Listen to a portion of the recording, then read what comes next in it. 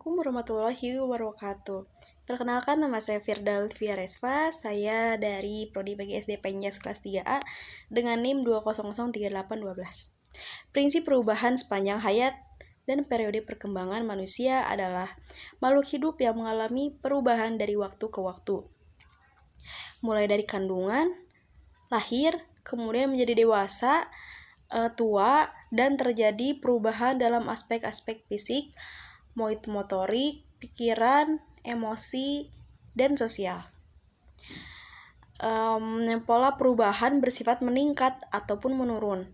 Peningkatan terjadi dalam proses pertumbuhan, perkembangan, kematangan, sedangkan penurunan terjadi dalam proses penuaan.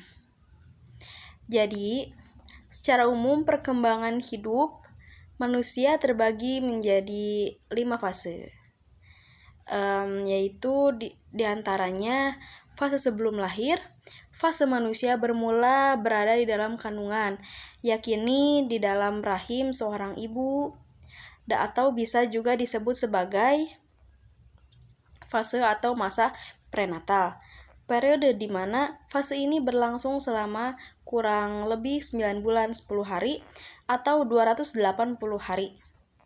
Setelah 280 hari itu berada di dalam kandungan, maka akan lahirlah seorang bayi dari rahim seorang ibu. Maka dari itu masuklah di fase atau masa bayi baru lahir, yaitu newborn.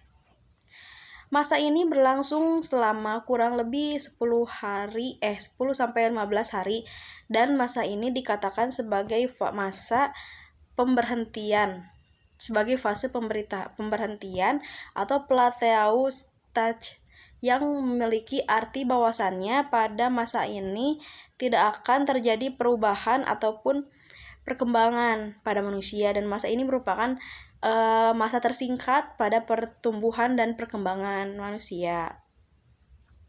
Setelah melampaui fase newborn, manusia akan memasuki masa di mana bayi ataupun babyhood. Masa ini bermula ketika baby atau bayi sudah berumur 2 minggu pasca kelahiran, dan akan berakhir ketika manusia berumur 2 tahun. Jadi, jika dilihat dari aspek perkembangan manusia, masa ini biasanya dilabel sebagai masa periode kritis karena manusia sangat rentan terhadap kematian.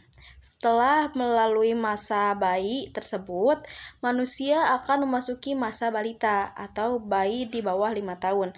Masa ini dilabel ketika manusia berusia 2-5 tahun.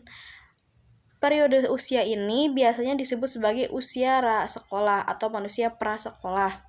Setelah melampaui masa bayi atau babyhood, manusia akan memasuki masa kanak-kanak awal atau early childhood, di mana masa ini berlangsung dari 2-6 tahun. Jadi setelah masa dari balita itu. Pada masa ini biasanya manusia mulai sekolah pada kelas 1 SD atau sekolah dasar.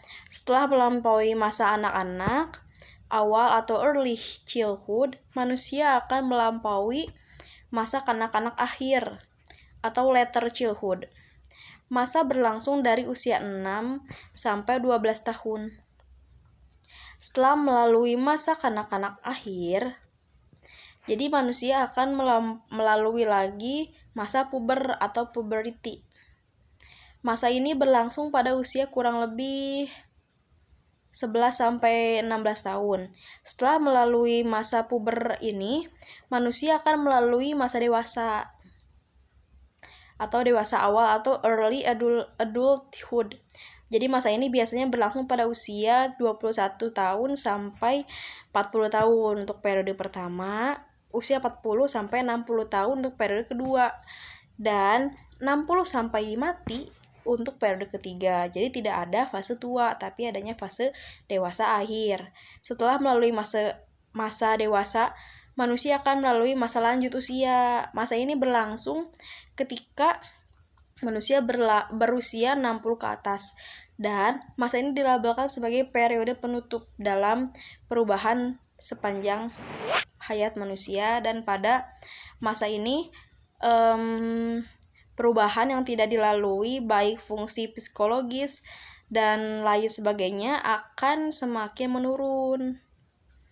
Mulai dari pertumbuhan dan perkembangan otak, pertumbuhan geraknya juga, motoriknya maupun itu kognitifnya juga mulai menurun, daya ingat dan daya otot pun mulai menurun. Sekian dari pemaparan dari saya. Mohon maaf bila ada kesalahan kata dan ejaan yang tidak benar. Wassalamualaikum warahmatullahi wabarakatuh.